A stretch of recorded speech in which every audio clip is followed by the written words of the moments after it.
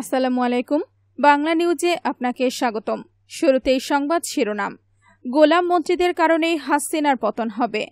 সবশেষে দেখবেন যেসব ইস্যুতে সরকারকে চাপে ফেলতে চায় সুশীল সমাজ। এবারে বিস্তারিত।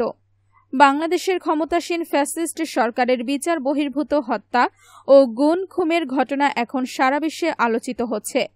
তাছাড়া রোহিঙ্গাদের ওপর চীন ও ভারত সমর্থিত মিয়ানমারের সামরিক জান্তার পরিচালিত গণহত্যা ও জাতিগত নির্মূল অভিযানের ওপরও আন্তর্জাতিক মহলের বিশেষ দৃষ্টি রয়েছে। এই বিবিধ কারণেই হাই কমিশনার ব্যাশেলেট বাংলাদেশ সফর করলেন।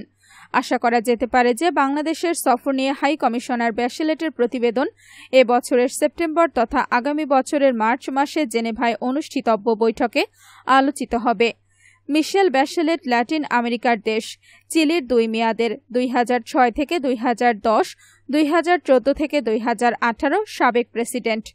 1973 থেকে 1990 পর্যন্ত কুখ্যাত স্বৈরশাসক জেনারেল পিনোশের শাসনকালে চিলিতেও শেখ হাসিনার বাংলাদেশের অনুরূপ জনগণের ওপর ভয়াবহ নিপীড়ন চালানো হয়েছিল। সেখানেও হাজার হাজার ভিন্ন মতের মানুষ গুম খুন এবং বিচার বহির্ভূতভাবে হত্যার শিকার হয়েছেন। বৃদ্ধ ক্ষমতাচ্যুত ও পঙ্গু পিনোশেকে মানবতা বিরোধী অপরাধের দায়ে আন্তর্জাতিক হুলিয়া মাথায় নিয়েই মৃত্যুবরণ করতে হয়েছে।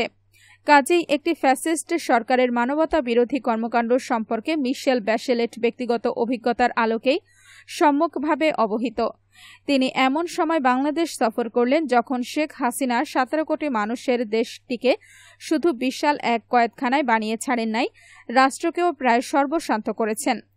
শেখ পরিবার ও তাদের সাঙ্গপাঙ্গদের বিরামহীন লুটপাটের রসদ জোগাতে ফ্যাসিস্ট সরকারের মন্ত্রীরা সারা পৃথিবীর ঋণ প্রদানকারী প্রতিষ্ঠানসমূহের কাছে এখন ভিক্ষা ঝুলি নিয়ে দৌড়াচ্ছেন।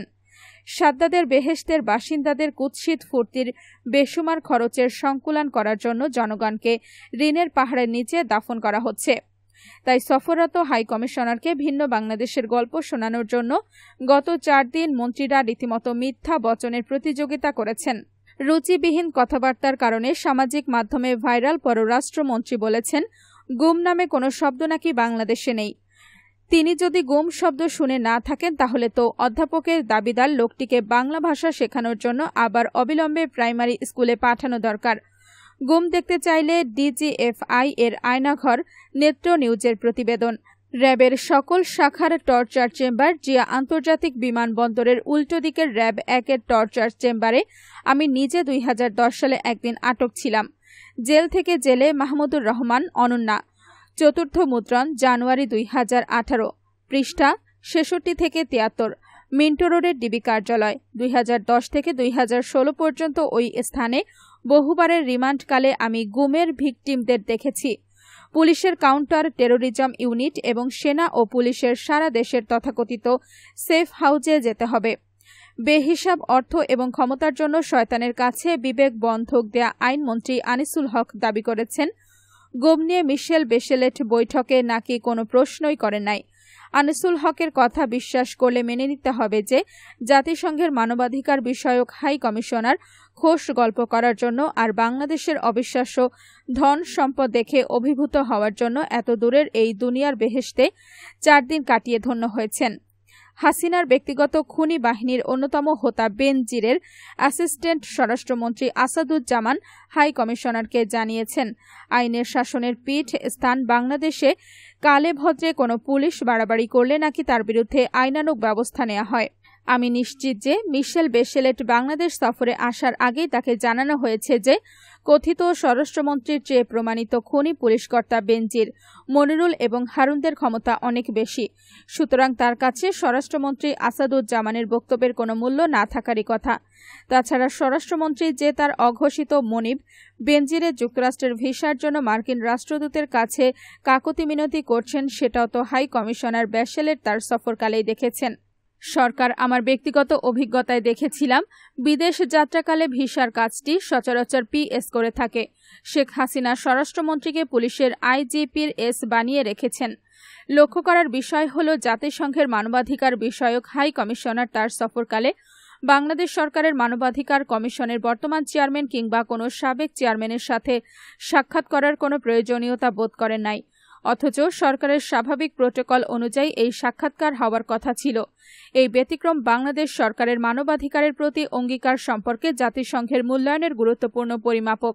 আশা করি হাই কমিশনার ব্যাশেলেট তার সফরকালে মন্ত্রীদের ব্যাখ্যার মধ্যে মানুষের বেঁচে থাকার অধিকারের প্রতি ক্ষমতাসীন মহলের চরম অবজ্ঞা অনুভব করতে পেরেছেন। অথচ মানবাধিকারের প্রথম মৌলিক শর্তই হল বেঁচে থাকার অধিকার। যে রাষ্ট্র তার নাগরিকের বেঁচে থাকার অধিকার স্বীকার করে না, সেই রাষ্ট্র সম্পূর্ণভাবে অবৈধ। রাষ্ট্র নিজেই যখন এক সন্ত্রাসী ক্রিমিনালে পর্যবসিত হয়, তখন সেই রাষ্ট্রের শাসকদের উৎখাত এবং রাষ্ট্রের পুনর্নির্মাণ নাগরিকের কর্তব্যের মধ্যেই পড়ে। দুর্ভাগ্যজনকভাবে বাংলাদেশ গত 14 বছরে সেই পর্যায়ে উপনীত হয়েছে। আন্তর্জাতিক সম্প্রদায় যদি 17 কোটি জনগোষ্ঠীর এক দেশকে চূড়ান্ত অরাজকতার দিকে ঠেলে দিতে না চায়, তাহলে অবিলম্বে তাদের বাংলাদেশের ফ্যাসিস্ট সরকারের বিরুদ্ধে কঠোর ব্যবস্থা গ্রহণ করা আবশ্যক কর্তব্য। আমরা আশা করতে চাই জাতিসংঘের মানবাধিকার বিষয়ক হাই কমিশনারের সফরের মধ্য দিয়ে শেখ হাসিনার ফ্যাসিস্ট ও চরম দুর্নীতিপরায়ণ সরকারের বিরুদ্ধে আন্তর্জাতিক ব্যবস্থা গ্রহণের পথ উন্মুক্ত হবে। অন্যদিকে রাজনীতির মাঠে একরকম যুদ্ধ হচ্ছে, পর্দার আড়ালে যুদ্ধটা অন্যরকম। টানা 3 মেয়াদে ক্ষমতায় থাকা আওয়ামী লীগ সরকারের প্রধান প্রতিপক্ষ কে, এ নিয়ে প্রশ্ন উঠতেই পারে। রাজনীতির মাঠে নিঃসন্দেহে আওয়ামী লীগের প্রধান প্রতিপক্ষ বিএনপি আওয়ামী লীগের কথার লড়াই প্রতিদিনই দেখা যাচ্ছে এবং এই লড়াই ক্রমশ তীব্র থেকে তীব্রতর হচ্ছে। কিন্তু রাজনৈতিক বিশ্লেষকরা মনে করছেন যে আওয়ামী লীগের প্রধান প্রতিপক্ষ এখন কোনোভাবেই বিএনপি নয়, বরং বিএনপি এই সমস্ত কথার লড়াই দিয়ে অস্তিত্ব টিকিয়ে রাখার চেষ্টা করছে। আওয়ামী লীগের প্রধান প্রতিপক্ষ হল দেশের সুশীল সমাজ। গত কিছুদিন ধরে সুশীল সমাজ অত্যন্ত সোচ্চার হয়েছে, সরব হয়েছে এবং অনেকে মনে করে কিছু কিছু বিষয়ে সুশীলরা সরকারকে চাপে ফেলতেও সক্ষম হয়েছে। সুশীল সমাজের কারণে আন্তর্জাতিকভাবে বাংলাদেশ নানা ইস্যুতে চাপে পড়ছে বলে অনেকেই মনে করেন। যেসব ইস্যুতে সুশীলরা সরকারকে চাপে ফেলতে চাইছে তা হল 1. সুশাসন, গণতন্ত্র এবং নির্বাচন। সুশীল সমাজের প্রতিনিধিরা গত 3 বছর নিরন্তর প্রচারণায় আন্তর্জাতিক পরিমণ্ডলে এটা প্রমাণ করতে সক্ষম হয়েছে যে বাংলাদেশে সুশাসনের অভাব রয়েছে, বাংলাদেশের গণতন্ত্র কম ক্রিয়াশীল এবং আগামী নির্বাচন অবাধ, সুষ্ঠু, নিরপেক্ষ হওয়া নিয়ে যথেষ্ট সংশয় রয়েছে এবং পশ্চিমা দেশগুলো, বিশেষ করে মার্কিন যুক্তরাষ্ট্র এবং ইউরোপীয় ইউনিয়ন এটি এখন রীতিমতো বিশ্বাস করতে শুরু করেছে। বিভিন্ন মহল মনে করে যে এই প্রচারণা যতটা না বিরোধী দল করছে, তার চেয়ে বেশি করেছে সরকারি দল। এই কারণেই এখন সরকারের ওপর নানা রকম চাপ প্রয়োগ করা হচ্ছে বলে অনেকে মনে করেন। 2. সুশীল সমাজ মানবাধিকার ইস্যুতে সরকারকে চাপে ফেলেছে। জাতিসংঘের মানবাধিকার বিষয়ক হাই কমিশনার মিশেল এখন ঢাকায় অবস্থান করছেন। তিনি আজ প্রধানমন্ত্রীর সঙ্গে সাক্ষাৎ করেছেন। পররাষ্ট্র মন্ত্রণালয়ের আমন্ত্রণে ঢাকায় এলেও হোটেল ইন্টারকন্টিনেন্টালের বৈঠকে সুশীল সমাজ এক গাদা নালিশ করেছে সরকারের বিরুদ্ধে।